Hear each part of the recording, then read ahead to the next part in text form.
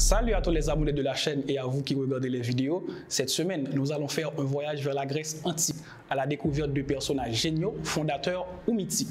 Dans cette vidéo, un personnage étrange, Érostrate. Qui est Érostrate? Personne ne le sait. Qu'a fait Érostrate? Peu de monde l'ignore. Il a brûlé l'une des 7 merveilles du monde, le temple d'Artémis à Éphèse, 356 ans avant Jésus-Christ. Et il a fait ça pour laisser une empreinte de pas sur la grande route de l'histoire. D'aucuns, afin d'être célèbres, poussent la chansonnette. D'autres choisissent d'écrire des textes à l'eau de rose ou inventent quelque chose. Certains choisissent d'assassiner des célébrités, des choix que nous ne saurions remettre en question. Érostrate, lui, a choisi de brûler un temple vénéré. Il avoua n'avoir jamais rien réalisé de toute sa vie. Il n'a eu d'autre motivation que celle de devenir célèbre et que son nom passe à la postérité. Le temple d'Artémis à Éphèse, ou l'Artémision d'Éphèse, ouest de l'actuelle Turquie, est dans l'Antiquité l'un des plus importants sanctuaires d'Artémis, déesse grecque de la chasse et de la nature sauvage. Il était considéré dans l'Antiquité comme la 4e des 7 merveilles du monde. Le site sur lequel il a été construit et qui a déjà vu s'ériger un temple plus ancien est depuis longtemps déjà un lieu sacré. Le temple brûlé est lui bâti au 6e siècle avant Jésus-Christ et financé par Crésus lui-même. 220 ans de travaux nous dit Pline l'Ancien, une masse de travail si titanesque que l'architecte songea à se tuer devant l'ampleur de la tâche, avant de recevoir une aide divine d'Artémis elle-même. 155 mètres de long, 60 de large, 127 colonnes superbement sculptées, en somme du bon boulot qui ne manque pas d'attirer de très nombreux visiteurs venus rendre hommage à la déesse de la chasse. Érostrate est considéré comme fou pour certains. Toujours est-il qu'il prit donc une nuit la décision d'incendier ce temple. La raison évoquée, c'est de devenir immortel, une précaution récurrente chez les anciens tant la mort les obsède. Les écoles philosophiques ne sont-elles pas que des remèdes apportés à la terrible question « Comment bien vivre sachant que l'on meurt un jour ?» La punition fut sévère. Notre pauvre Bouge fut torturé, tué et, châtiment plus terrible encore, on interdit toute prononciation de son nom par quiconque durant 23 ans, sous peine de mort pour qu'il ne puisse pas accéder à son désir de gloire éternelle. Peine perdue. Cette vidéo en est la preuve. Il a peut-être oui ou non atteint son objectif. Certes, le nom de ce monsieur nous est parvenu. Érostrate a parcouru les siècles. Mentionné ici ou là, il a fait son chemin dans la littérature antique et moderne d'une page à l'autre. Le dialogue suivant de Sartre énonce bien de manière comique tout le bizarre de cette affaire. « Je le connais votre type, me dit-il. Il s'appelle Érostrate. Il voulait devenir illustre et il n'a rien trouvé de mieux que de brûler le temple d'Éphèse, une des 7 merveilles du monde. Et comment s'appelle l'architecte de ce temple? Je ne me rappelle plus, confessa-t-il. Je crois même qu'on ne sait pas son nom. Vraiment? Et vous vous rappelez le nom d'Érostrate? Vous voyez qu'il n'avait pas fait un si mauvais calcul? En réalité, les noms de ces architectes, puisqu'ils sont 3, sont connus, mais bien moins que celui du pyromane sacrilège. En somme, mieux vaut détruire que construire pour être célèbre. L'abbé Barthélemy, à ce sujet, dans son voyage du jeune Anacharsis en Grèce, écrit fort justement. Dans ce long intervalle de paix dont jouit l'Attique, elle produisit sans doute des cœurs nobles et généreux. Ils sont oubliés parce qu'ils n'y ont que des vertus. S'ils avaient fait couler des torrents de larmes et de sang, leur nom aurait triomphé du temps. Faut-il donc écraser les hommes pour mériter des autels? D'un autre côté, Érostrate n'est qu'un nom et rien de plus. On ne sait pas s'il était esclave, politicien, prêtre ou philosophe. Il n'était qu'un badaud éternellement destiné à l'anonymat et rongé par le désir d'être quelqu'un. Il n'est qu'un nom associé à un acte historique, n'a pas d'existence en tant que tel et ne peut pas être détaché de l'histoire du temps. Il y a beaucoup de propos des historiens,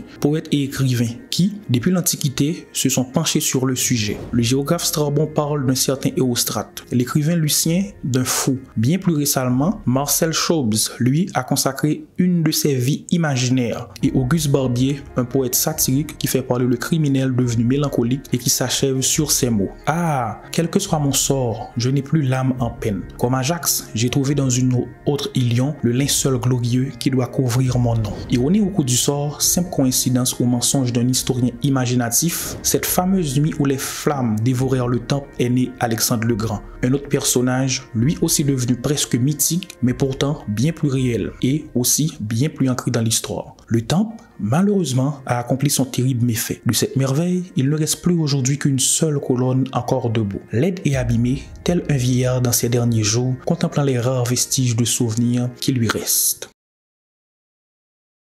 Si le nom d'Éostrate est retenu dans l'histoire comme le destructeur du somptueux temple d'Artémis, une pathologie psychologique nouvelle génération porte son nom. C'est le complexe d'Éostrate.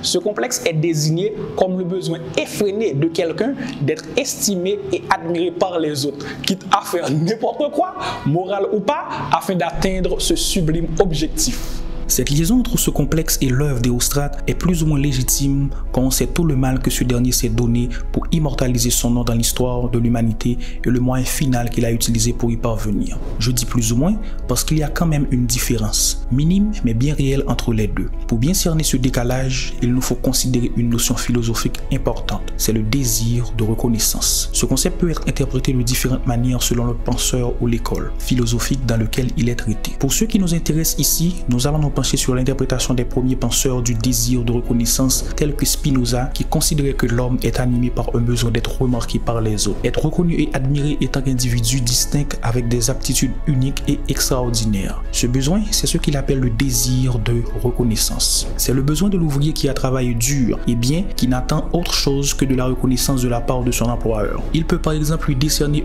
un prix du meilleur employé du mois. C'est aussi le cas de l'enfant qui apporte de bonnes notes à l'école et qui ne pourrait supporter l'indifférence de ses parents. Car en effet, ce que veut tout enfant qui obtient de bonnes notes à l'école, c'est d'être gâté par ses parents et d'être couvert de cadeaux. Cependant, l'intervention du penseur allemand Hegel, la notion de désir de reconnaissance va évoluer au sein de la communauté philosophique. Le désir de reconnaissance n'est plus une recherche d'estime. Ce n'est plus une recherche de mérite pour une action vertueuse. Une aptitude unique et extraordinaire, c'est tout simplement le désir d'être reconnu tout court. C'est vouloir exister, compter aux yeux des autres. En fait, selon Hegel, l'homme ne recherche pas d'être honoré, il ne recherche que d'être reconnu comme existant. Il veut être considéré comme conscience à part entière. Le rapport entre cette pensée hegelienne et l'œuvre d'Éostrate est donc simple. Éostrate voulait être reconnu. Il ne voulait nullement être glorifié par les historiens pour son geste. Il ne cherchait pas à être pris pour un exemple comme le cherchait quelqu'un atteint du complexe dit d'Érostrate. Pour définitivement bien cerner le besoin de reconnaissance chez Éostrate, nous pouvons citer le film à la fois morbide et satisfaisant, Nos étoiles contraires. Ce film raconte une étonnante histoire d'amour entre Hazel et Auguste, deux ados condamnés à mort par des maladies incurables assez rares. Au cours de l'une des nombreuses conversations qu'ils ont eues durant le film d'Hazel, Hazel demande à Auguste de lui dévoiler sa plus grande peur maintenant qu'il sait que la fin se rapproche pour lui. Alors Auguste lui déclare que sa plus grande peur, c'est que personne ne se souvienne de son existence